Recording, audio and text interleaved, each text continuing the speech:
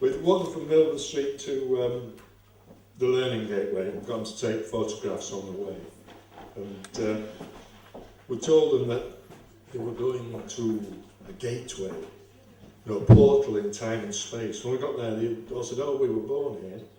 So I told you it was a portal in time and space. And one of the things, if I can find it, they wrote 2 poems between them, yeah? One about Nebuchadnezzar, and one about, well, they wrote loads of different things. Someone, I believe in life. The world is what I have to treat with respect and cherish. To love and have some parties, but to be good. The world is what I have, like a time bomb. Everyone passes it around. Some tread on it like a football, some pass it like a netball. All in all, it is one world that God has created and filled with lovely flowers to cause happiness. The world is like a God, happy, thoughtful and cherished. That's what I believe, that's why I believe. I believe the person who wrote that's about 13. Look at this poor bastard here. Yeah? That's Nebuchadnezzar, yeah? And this is what they said about him. His subjects thought he got what he deserved. Smelling like a sewer, skin all rough and bumpy, hair like straw, chained and crawling like a tortoise or a dog on all fours, stinking like a cold donkey turd, long nails, bloody hair everywhere, breath like a dog's breath. What have they done to him? Naked, sad, wet, soggy, horrible, mad, scared and threatened, scared, ugly and furious. He says to his subjects, when I get out of these chains, I will kill you.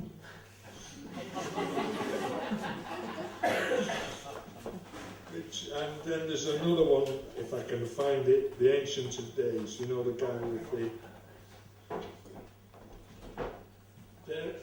Well, they looked at that and this is what they said. Like a creature from a different planet, like Zeus throwing 2 lightning bolts, his hair is blowing clouds. He sat in the sun when God was alive. Now he's coming from the sun, creating the world, life and love. He looks like a gremlin in a planet in a thing called the sun, sending the light to the world. The angels blow his hair. The clouds move like a puppet show, blowing the fire around him behind a black cloud, like a bird with hair as a beak, leg as a head, arm as a tail, pouring out life, pouring out land, heaven and hell. And those, Andy's teacher is, Andy taught those kids, and they're really good.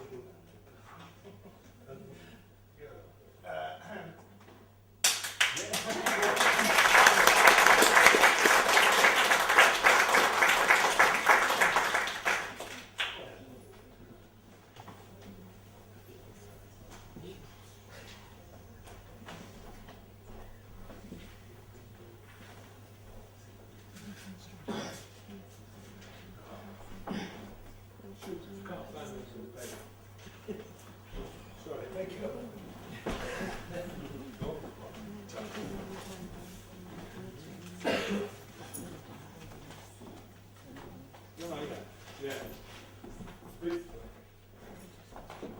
As well as these, sunflower kits, which I would like people to take home and try and grow one and stuff like that, yeah?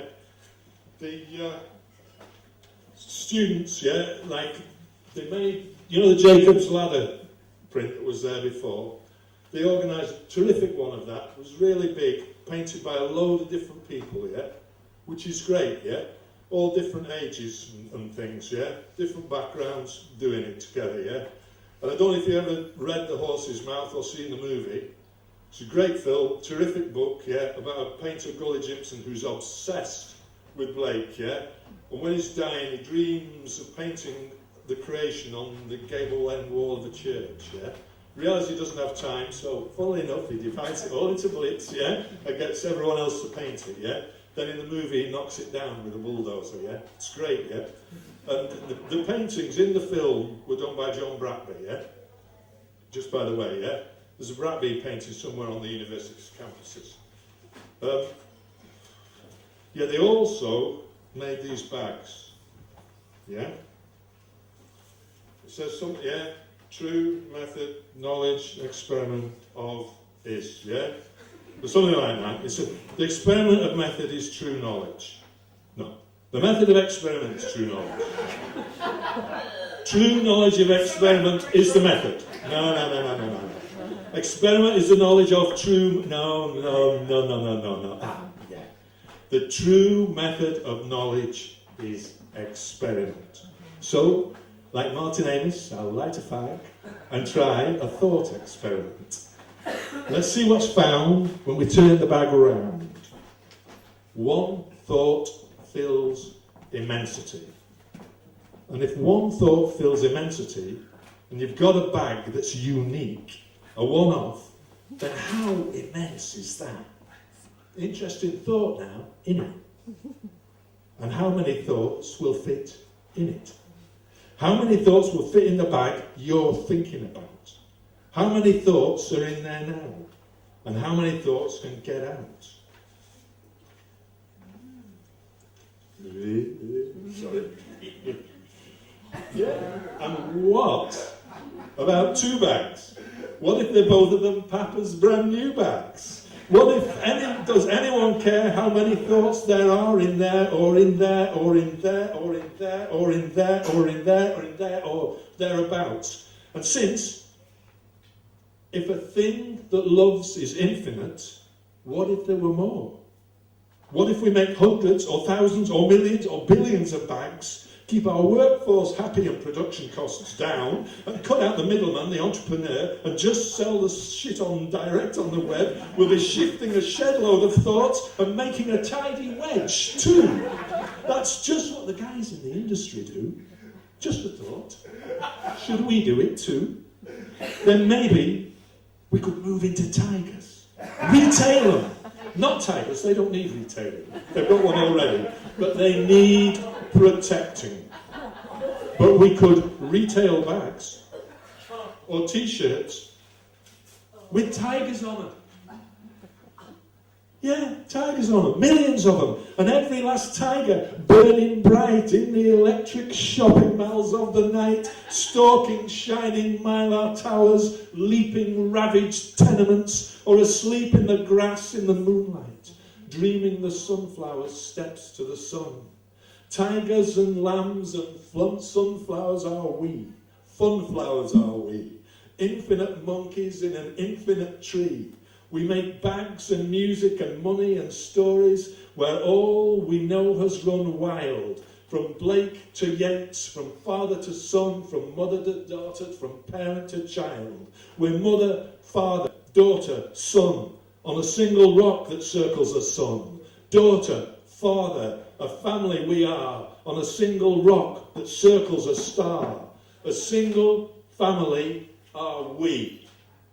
A family in eternity.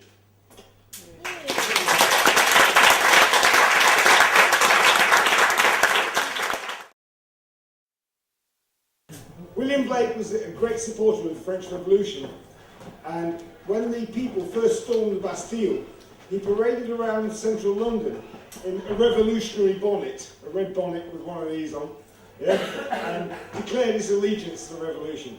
And then things turned nasty. However, unlike Coleridge, Wordsworth, and others, Blake stayed true to his revolutionary principles.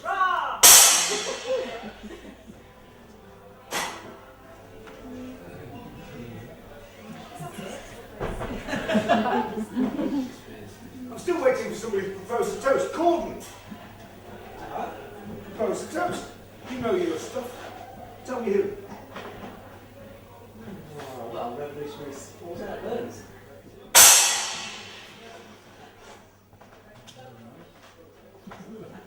Jean-Jacques Rousseau! Byron!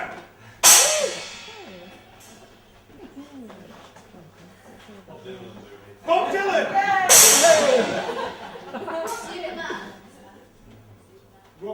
Superman. Superman! Oh, that reminds me. Nietzsche. Who? What? Let's not forget you. Let's not forget Nietzsche. Who could? Anybody else? Any further bits? Who? Rilke! Lorca! Locke! Orca the killer whale! Orca the killer whale! Voltaire! We have Voltaire already. Lope de Vega! I didn't make that up. Spanish Renaissance playwright. William Shakespeare! Shame. Ah, Che Guevara! See?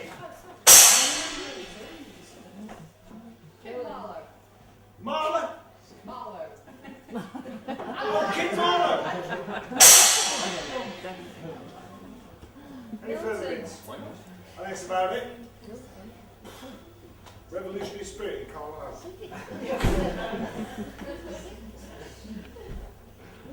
God. We went down to the bandstand today. I invited all the BA performing arts singers to come. Yeah? And they said they would. And we got down there at 12 o'clock, lunchtime, by kind permission of the City Council. You know, I did it all blanket. Yeah? No BA performing arts singers. They came along with regaled you tonight, yeah? But they couldn't be bothered going to the bandstand. It's too cold. It was raining. We had a class this morning, we were tired. I managed to get 7 of my national diploma students down there, the people who performed earlier on. 7 managed to get them. And we sang America a Prophecy at the top of our voices to the general public, yeah? Everybody completely ignored us. Except for Bonky Way's father, who'd come along yeah? And then we did it again at 5 o'clock. And everybody completely ignored us. Nobody even said, fuck off. Let's see what we can do about Carlisle. Yes. Right. I think that's all I've got to say for the moment. Okay. Unless, oh no, I'll do this.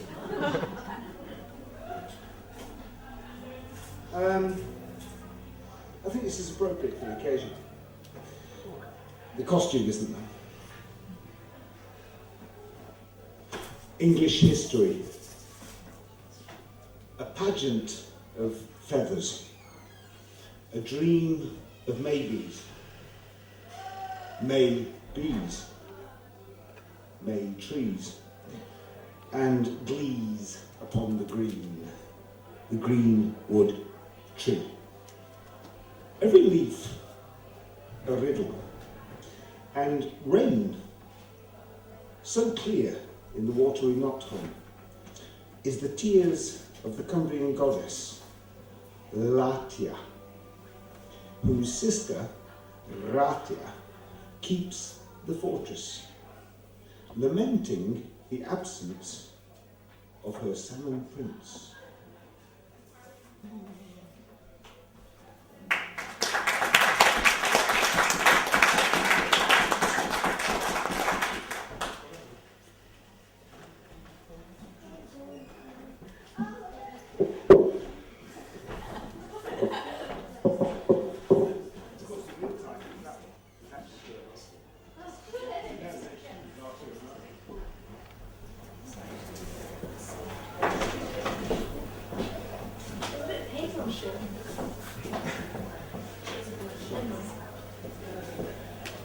It's a very short poem. How many years will it take for me to learn to do as I'm told? Never, I tell you, in a million years will I ever be under control.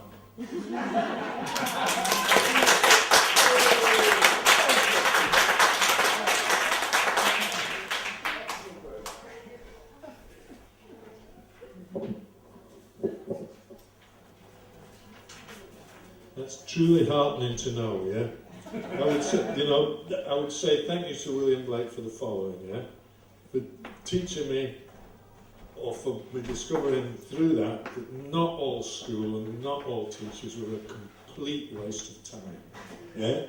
Yeah. Thank you also to William Blake, you know, for making me think that drawing and poetry and things like that, which we were told was good, but then then it was great.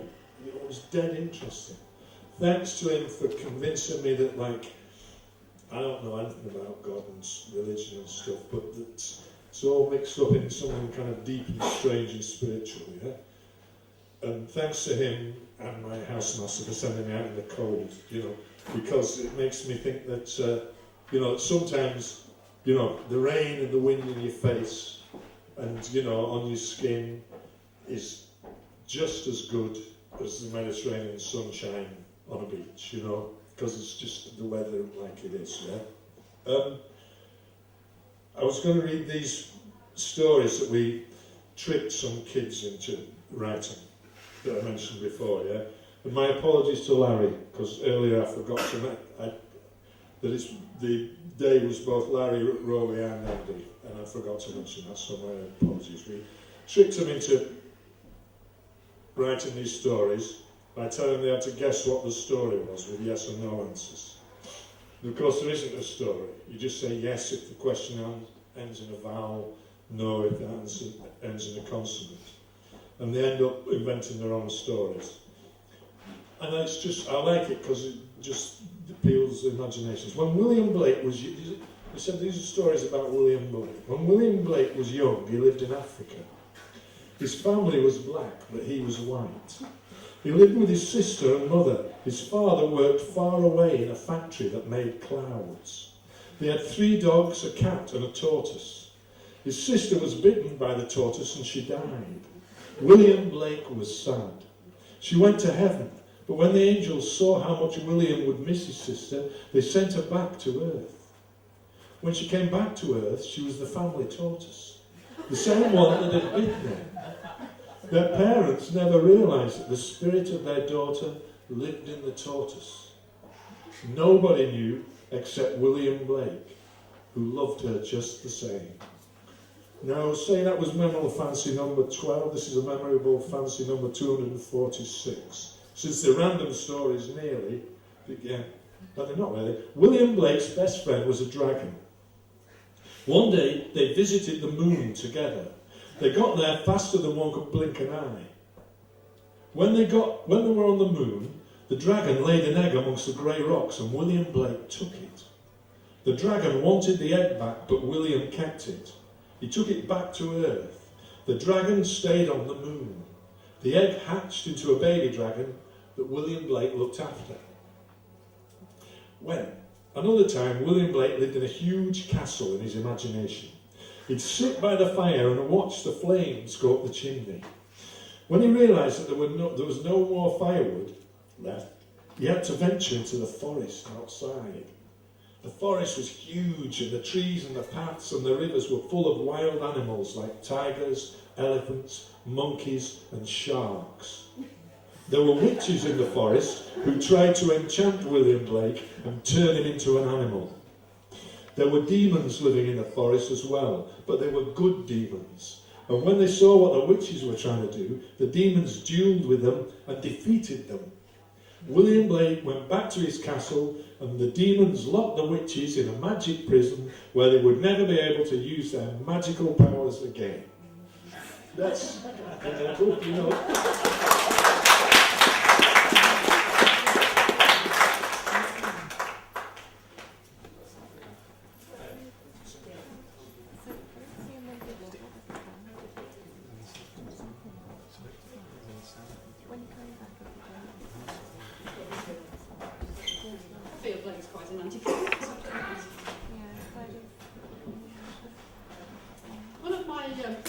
Stories out of Blake is from the Songs of Experience. It's called The Little Vagabond, and it's a rather cheering story.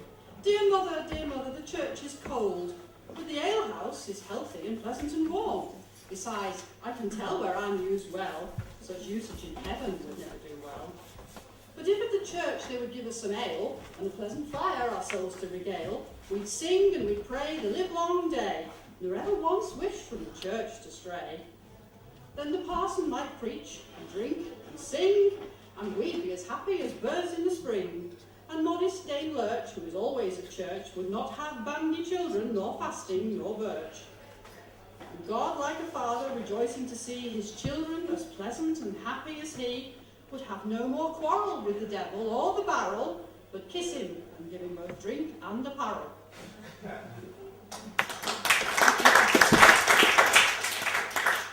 Of course, not all the songs of experience are as cheerful as that. Quite a lot of Blake's little stories have a little sting in the tail. How sweet I roamed from field to field, and tasted all the summer's pride, till I the Prince of Love beheld, who in the sunny beams did glide. He showed me lilies for my hair, and blushing roses for my brow. He led me through his gardens fair, where all his golden pleasures grow. With sweet May dews my wings were wet, and Phoebus fired my vocal rage. He caught me in his silken net, and shut me in his golden cage. He loves to sit and hear me sing, then laughing sports and plays with me, then stretches out my golden wing, and mocks my loss of liberty. Please, can I make the tiger? Yes. Please, can I? Yes, somebody has to, and I was waiting for somebody to do it, so I wouldn't do it. Before we do, you have it. Ready? Revolution!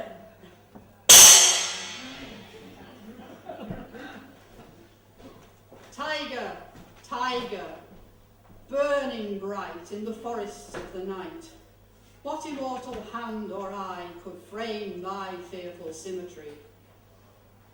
In what distant deeps or skies burnt the fires of thine eyes? On what wings dare he aspire? What the hand dare seize the fire? And what shoulder and what art could twist the sinews of thy heart? And when thy heart began to beat, what dread hand formed thy dread feet? What the hammer, what the chain, in what furnace was thy brain? What the anvil, what dread grasp dare its deadly terrors clasp?